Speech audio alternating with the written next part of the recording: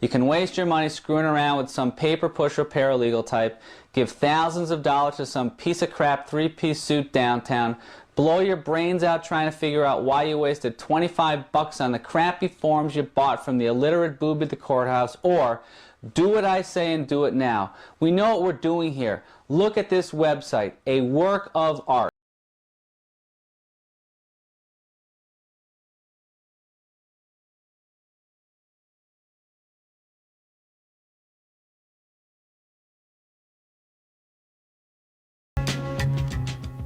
Good evening, ladies and gentlemen. Welcome to the Midnight Manifest. I'm your host, Mark, and it is the Midnight Hour.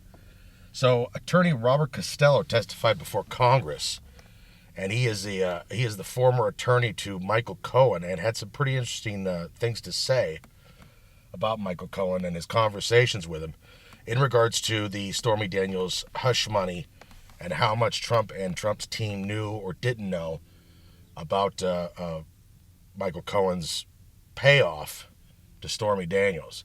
Let me play the video for you now so we can dissect this a little bit. I can't believe they're trying to put me in jail for these NDAs. So I said, Michael, tell me about the NDA. Tell me about Stormy Daniels. What did you do?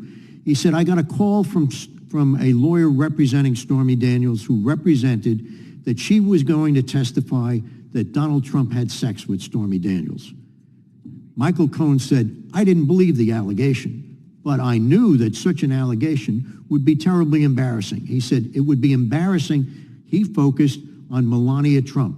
He said, I didn't want to embarrass Melania Trump. He said, that's why I decided to take care of this on my own. Right. I went back to that several times. You did this on your own? On my own. Did Donald Trump have anything to do with it? No. Did you get the money from Donald Trump? No. From any of his organizations? No. From anybody connected to Donald Trump? No. Where did you get the money? I took out a HELOC loan against my property. I said, why would you do that? He said, I didn't want anybody to know where I got this money. I didn't want Melania to know. I didn't want my own wife to know because she's in charge, he said, of the Cohen family finances. He said, if she saw money coming out of my account, she'd ask me 100 questions, and I didn't want to answer any of them. It was clear after talking to him for several days after that, whenever we talked on the phone or in my office, that he kept on bringing up the subject that he felt he was betrayed by not being brought down to Washington, D.C. This guy thought, he said to me, that he should have been Attorney General of the United States, or at least the chief assistant to the president. Ludicrous, but that's what he thought. And he was very angry about that.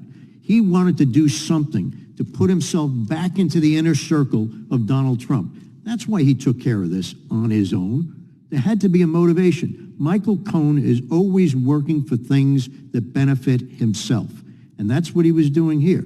That's completely different to what he said that he told the grand jury. That's completely different to what he's testifying to in New York. Nobody has heard this side of the equation. Right. Okay, a couple quick takeaways from this. One, according to Costello, Cohen didn't believe Stormy Daniels' story.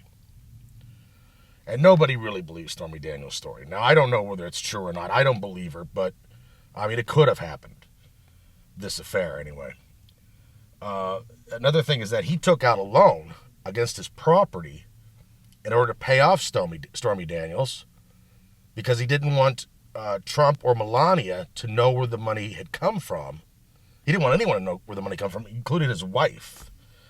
It just goes to show you that Trump had really no involvement in this, that he really was just kind of trusted his lawyer to kind of take care of it.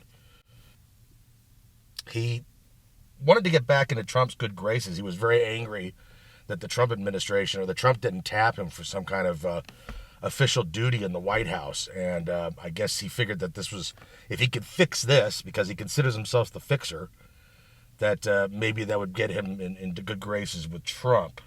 And Costello specifically brought up the fact that Cohen didn't want Melania to know about this. She didn't want to be embarrassed by it. Listen, this is just like I said on a previous episode of the show, that in these kind of situations, especially when you're someone like Trump, you got so much stuff going on, and some lunatic, some former porn star comes around and starts accusing you of things, you kind of just have to trust your lawyers that they're just going to be able to take care of it. It's easier to just pay these people off. It's usually what they're looking for anyway, is just a quick payoff. You pay them a few bucks and then they go away.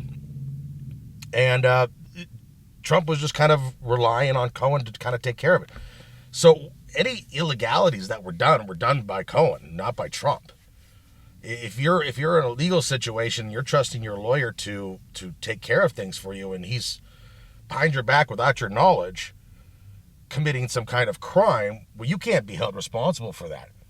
And he's apparently admitted doing this to his attorney, Robert Costello. Let me know in the comments, what do you think? Do you think this is pretty much the end of this case? Do you think maybe Trump's defense team should get Robert Costello on the stand so he can give this testimony so the jury can hear it? Do me a favor, like this episode, share it with your friends, subscribe to my channel, and make sure you hit the notification bell. That way you'll be notified of any future episodes of the Midnight Manifest.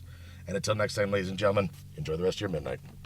Let the midnight special shine a light on me. Let the midnight special shine a ever-loving light on me.